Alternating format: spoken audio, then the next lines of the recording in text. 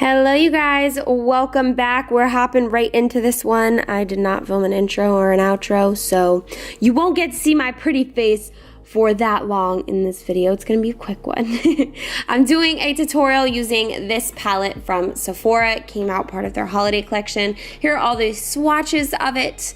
We're just gonna be doing like a smoky eye with a pop of silver and a red sparkly lip. And let's get into it, let's do it. I'm using kind of like a taupe color in the crease of my eye. And then we're gonna be jumping into the Modern Renaissance really quick because there was really no color in this palette that was matte, that was working as a good transition color for my skin tone. So I just used more of like that lilac pink color, and then I deepened it up a little bit with a deeper pinkish red. I then went back to the Sephora palette and used the black sparkly shadow to create a smoky eye. I did have some difficulty with a couple of the shadows in this palette, but we made it work and we brought it together. I feel like this would be a much better palette for someone who's beginning in makeup and needs something to start out. I'm using my YSL and Dr. Brandt primers, and then we're using the L'Oreal True Match foundation all over my face. And we're going to conceal like crazy and in all the highlight areas with the Huda Beauty concealer.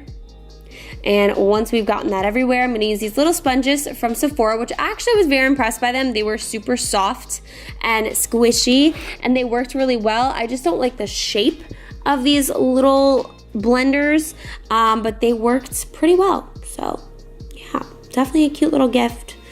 Cute stocking stuffer.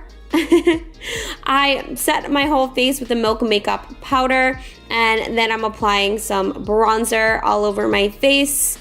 You gotta have a good, bronzer, contour, a good bronze for a good smoky eye. I'm applying some blush from Jouer, and then I applied some highlighter. Guys, if you want all the details, make sure to check the description down below. It always has all of the details. And if it doesn't, contact your girl and be like, hello, Julia. I'm applying some mascara to the bottom lashes, and I also applied whatever was left on my brush underneath my eyes. I'm using this really pretty silver eyeliner from Stila in the waterline, and it goes perfectly with these lashes from the Sephora collection, which have like little silver tinsel coming off the outer corners. I'm using a lip pencil from Buxom and a liquid lipstick from MAC, and we're moving on to the hair. So I was super excited to try these wigs from Ina Hair. I'm just gonna braid my hair in like a half-ass French braid. I think in the future there's two things that I probably will do different. I'll probably flatten out my French braid against my head much more, and I will probably make a part so that I can kind of sit the wig down a lot easier.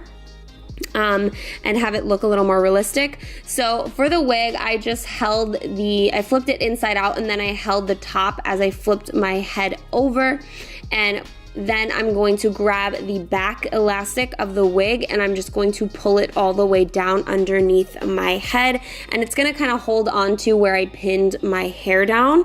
If you need to, you can use bobby pins to pin it in the back, but I got a big head, so it held pretty good. I'm then going to take the clips in the front of the hair, and I'm just going to clip them as close to the front of my head as possible so that this wig does not slide back. And then I'm going to pull the wig forward. I'm going to brush out this hair so it's not in any knots and it's nice and soft. Isn't it weird seeing me with blonde hair, you guys? This is like platinum blonde too. I think it's so weird.